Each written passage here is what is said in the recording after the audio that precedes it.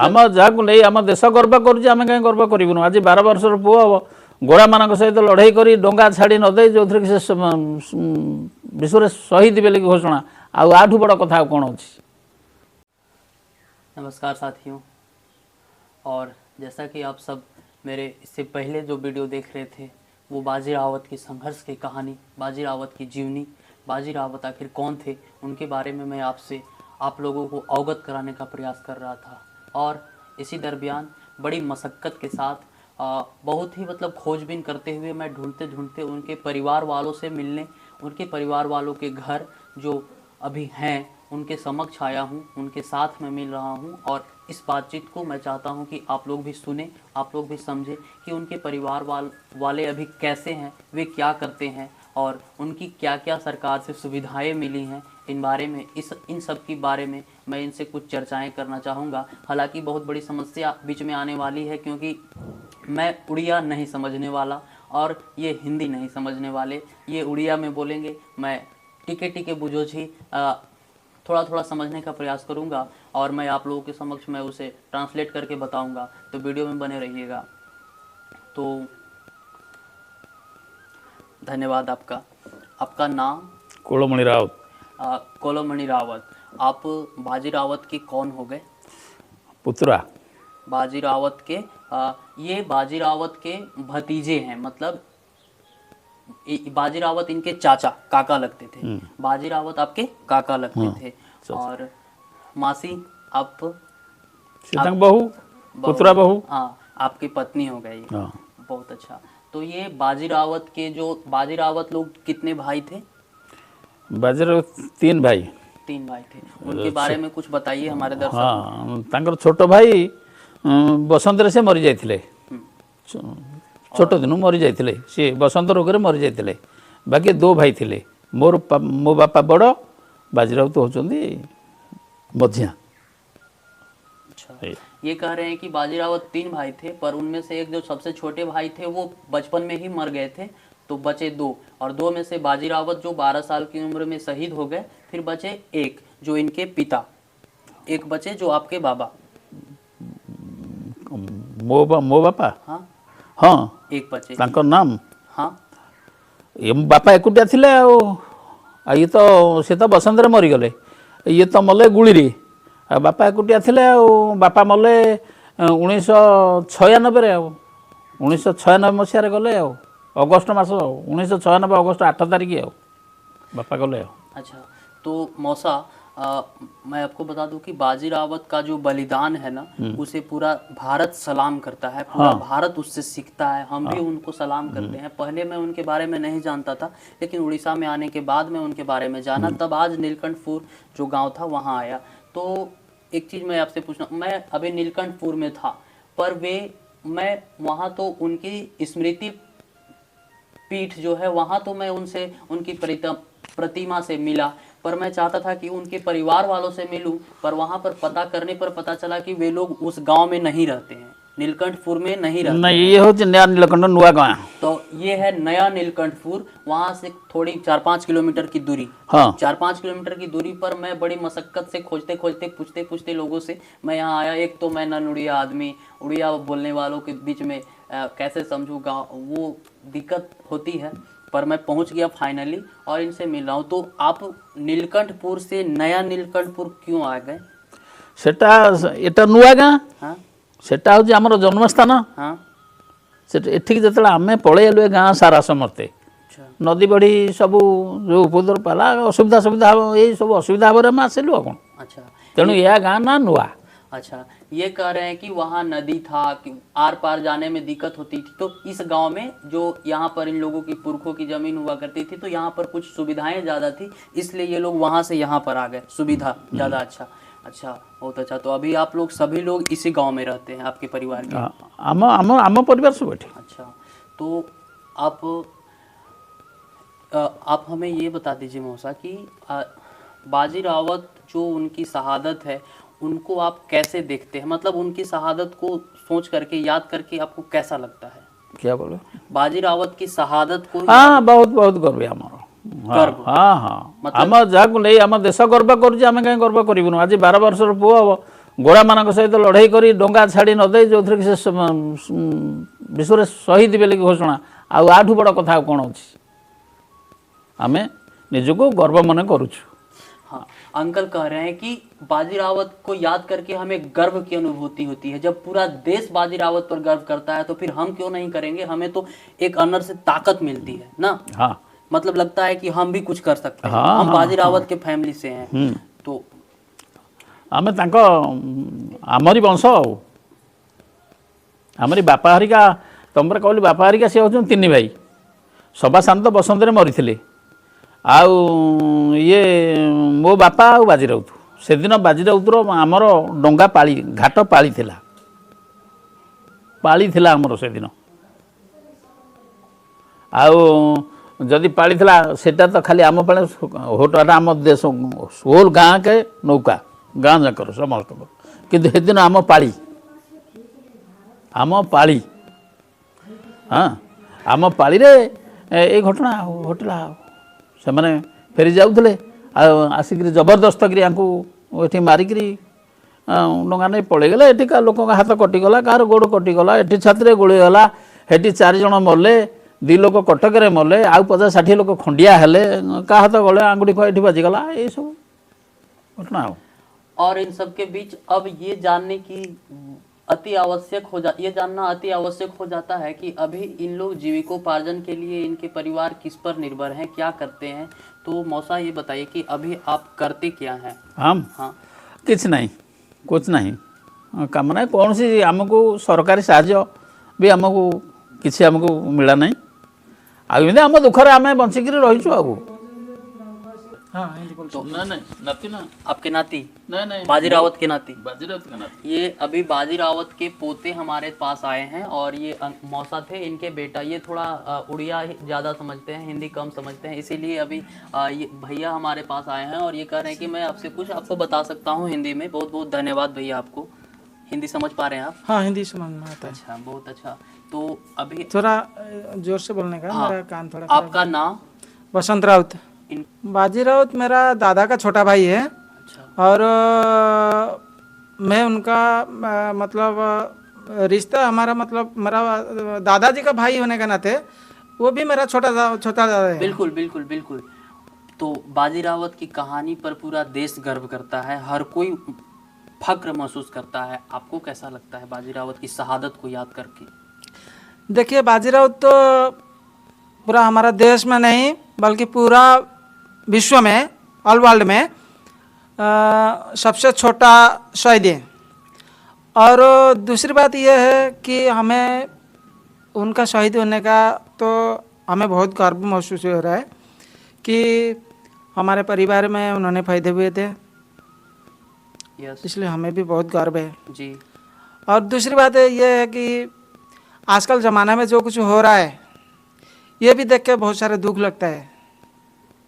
आपको भी पता होगा हर जगह में बच्चों से लेके बूढ़े तक, मतलब गरीब से लेके अमीर तक, और जो कि अनपढ़ आदमी से लेकर अफसर तक, मंत्री एमएलए तक, जो भी बीच में घट रहा है हो रहा है वो सबको पता है। अभी मेरा कहने का मतलब ये है कि हमारा नाम भी है दादाजी के, इसलिए मैं चाहता हूँ कि अगर सरकार की तरफ से थोड़ा मदद मिल जाए या तो फिर हमारा ये आसपास लोग थोड़ा मदद करेंगे तो एक विश्व शांति तो करा नहीं पाएंगे हम लोग। ये कि इंडिया गवर्नमेंट भी छोटा पड़ जाएगा विश्व शांति के सामने। हम चाहते हैं कि ये छोटा मोटा हो, शांति का कोई डिसीजन लेना चाहता हूँ, जो कि एक यज्ञ होना चाहिए। यज्ञ तो हर जगह में होता है पर एक ये ऐसा होना चाहिए जैसे कि सबका मंगल के लिए, सबका भलाई के लिए होना चाहिए। तो ये कह रहे हैं कि सरकार से हमें सुविधाएं कम मिलती हैं, तो हम चाहते हैं कि हमारे परिवार के, हमारे आसपास के लोगों के, हमारे गांव के लोगों को शांति मिले। शांति के लिए कुछ ऐसा काम हो जिससे मतलब आसपास के लोग शांति का सुकून महसूस कर सके। तो मैं आपसे ये पूछना चाहता हूँ कि अभी आपका जीवन यापन किस पर निर्भर है? अभी आप करते क्या हैं अपना जीवन चलाने के लिए? अभी तो जीवन में मैं तो बहुत सारे काम में हाथ लगाया। बाहर था तो वहाँ भी थोड़ा हमारे मतलब यही उड़ीसा के लोग थोड़ा बदमाशी करते थे, इसलिए वहाँ छोड़ के आ गया। और यहाँ भी एक मशीन चला रहा था आके, तो उस पर भी लोग थोड़ा मेरा साथ जो कि पैसा के बारे में हो या तो फिर ये काम का बारे में हो, ज़्यादा कुछ ये करते थे, इसलिए नखरा करते थे, इसलिए मैं छोड़ दिया काम। मेरा पापा भी मना किया कि तू और मशीन मत चलाओ। तो बाद में मैं सोचा कि अपना खेती भी करेगा, मेरा थोड़ा ज़मीन है हमारा घर का, तो ज़्यादा नहीं बल्कि बहुत कम ज़मीन है। तो मैं सोचा उसी ज़मीन में मतलब अपना ये करके जो भी अनाज होगा उससे चल जाएगा। फिर भी उसको लेकर यहाँ मतलब आस पड़ोस के लोग जो भी है ज़मीन का आस बाजू वाला, तो वो लोग भी थोड़ा नखरा करने लगे। तो बाद में मैं सोचा ये मैं ज़मीन को मैं दूसरे को मतलब हिस्सा में दे देता है, वो आधा ले जाएगा और हमको आधा दे देगा। यही सोच के मैं ये कर अभी ये साल ये किया। तो बाद में आगे देखेंगे, वो खुदा का ऊपर, भगवान का ऊपर है क्या कर रहे हैं। हाँ, तो जैसा कि आपने भी सुना, इनका कहना है कि ये लोग ये खेती में भी हाथ आजमा चुके हैं, पर आसपास के लोग उस बनती नहीं है, पटीदार ये लोग, आप लोग भी जानते होंगे कि ज़मीन का विवाद कैसा होता है, तो ये इनके साथ भी ऐसा होता है। तो अब आपको ये बताइए कि सरकार से कुछ आपको सुविधाएं मिलती है कि नहीं? आपके परिवार को सरकार से कुछ सुविधाएं मिलती है कि नहीं? जी नहीं, सरकार के तरफ से हमको कुछ भी नहीं मिलता है। ये मैं सच्चाई बोल रहा हूँ। सरकार, हमारे सरकार की तरफ से हमको कुछ भी नहीं मिलता है। ये देखिए, ये अपने मुंह से कह रहे हैं और ये सीना ठोक कर कह रहे हैं कि पूरी सच्चाई के साथ कह रहे हैं कि इनको सरकार की तरफ से किसी प्रकार का कोई सुविधा नहीं मिलती है। सुविधा के नाम पर बस ये मिलती है कि इनको ये पोथी पकड़ा दिया जाता है, जिन पर यही हर साल सिर्फ बताइए, ये हर साल इनको ये मिलता है कि बाजी रावत के नाम पर स्मृति में एक पेपर मिलता है, सर्टिफिकेट मिलता है कि एक यहाँ पे आप भी देख सकते हैं, department of posts, government of India, बाजी रावत के नाम पर एक डाक टिकट जारी कर दिया जाता है आज़ादी का अमृत महोत्सव के शुभ अवसर पर। आप देखिए कोणार्क मंदिर का फोटो और फिर बाजी रावत का फोटो, इनके साथ में डाक टिकट जारी किया जाता है। ये बहुत अच्छी बात है, इनसे लोगों तक इनकी कहानी पहुंचती है, इनकी जो याद है वो जुड़ी रहती है देश के साथ। लोग इसको डाक टिकट के माध्यम से याद करेंगे, याद रखेंगे, पर ये ज़रूरी है। पर ये भी ज़रूरी है कि इनके परिवार वालों को क्या मिल रही है, इनके परिवार वाले अभी किस स्थिति में है, इनको क्या सुविधाएं आगे दी जा सकती है, क्या इनको किसी चीज़ से वंचित तो नहीं रह पा रहे हैं। तो ये देखिए, इनको भारत सरकार की तरफ से बाजी रावत का स्मृति में ये सर्टिफिकेट दिया गया है पोस्ट। और फिर ये देखिए डाक टिकट जारी करते हुए सरकार के द्वारा डाक टिकट जारी किया गया है बाजी रावत के नाम और कोणार्क मंदिर के साथ में। तो साथियों, ये विषय बहुत ही गंभीर है, चिंतनीय है कि इनके परिवार वाले अभी भी तंगी की हालात में रहते हैं। इनके घर को देख सकते हैं आप, घर के नाम पर एक पक्का मकान तो है, पर इस मकान की स्थिति भी जर्जर ही है, बहुत अच्छी नहीं कहा जा सकता है। तो ये मकान आप खुद से बनवाए हैं? नहीं, ये हमने खुद बनाया। मैं बाहर था, मतलब 1997 में मैं बाहर के चला गया था। बाहर हर साल मतलब साल में एक बार आता था। तो उस टाइम मेरा पापा भी माइंस में काम कर रहे थे, माइनिंग में। अच्छा।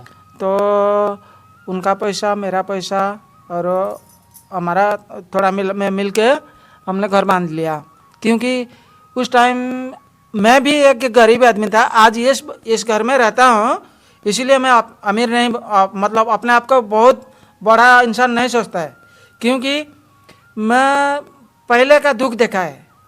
बचपन का जो दुख था, उस टाइम मेरा कच्चा घर था, मट्टी का घर था, ऊपर ये जो धान का जो ये होता है ना, हाँ, उसका ऊपर बिछाया जाता है। तो उस टाइम घर का दिन में वो घर में बैठेंगे तो घर का अंदर आपको सूरज देखेंगे, रात को चांद और तारा सितारे वो भी दिखाई देने लगते हैं। और बारिश का मौसम में मेरा मम्मी किधर बर्तन उधर एक जगह में ये जो प्लेट और छोटा छोटा बर्तन जो रहता है ना, वो उधर उधर रखती थी। तो वो उस टाइम मैंने बचपन का टाइम का बात बोल रहा हूँ, उस टाइम ये सब देखा था, मैंने अपना महसूस किया था, हम लोग पूरे परिवार वाले। तो उस टाइम भी हमको किसी ने, बहुत सारे लोग आते, बहुत सारे सांबादिक लोग आते थे, अरे तुम लोग ऐसे ऐसे घर में क्यों रहते हो। उस टाइम मैंने देखा मतलब सोचा कि हम घर बांधेंगे, ये मैंने अपने ऊपर कॉन्फिडेंस किया था, मेरा भाई और मैं और मेरा पापा। तब मैंने सोचा कि हम घर बांधेंगे। फिर मैं ये घर बांधा तो ये किसी का मतलब किसी से भी मैंने नहीं लिया था, ये डिज़ाइन या मॉडल्स ये मैंने खुद ही बनाया था।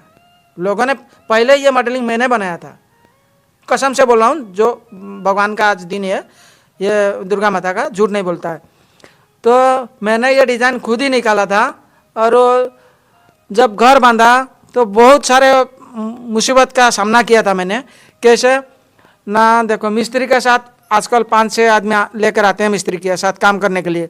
उस टाइम मेरा घर का पास ना तो पानी का ये था, मैं उधर थोड़ा बहुत दूर में, ये ज़्यादा मतलब यहाँ से कितना 200-300 मीटर होगा, उधर से दोनों हाथ से पानी उठा के लेके आता था। सवेरे 2-3 बर्तन में, बड़ा बड़ा बर्तन में मिस्त्री आएंगे काम करेंगे करके मैंने पानी भरता था, फिर मिस्त्री के साथ काम करता था, फिर जाके फिर पानी लेके उठा के आता था, बहुत अकेला। मेरा पापा भी नहीं करते थे क्योंकि उनका तबीयत थोड़ा ये था, मैंने उनको करने नहीं देता था। ये आप देख सकते हैं कि एक शहीद के परिवार अपनी जो व्यथा बता रहे हैं कि इस घर को बनाने के लिए इन्हें किन किन यातनाओं का सामना करना पड़ा, किन किन संघर्षों का सामना करना पड़ा।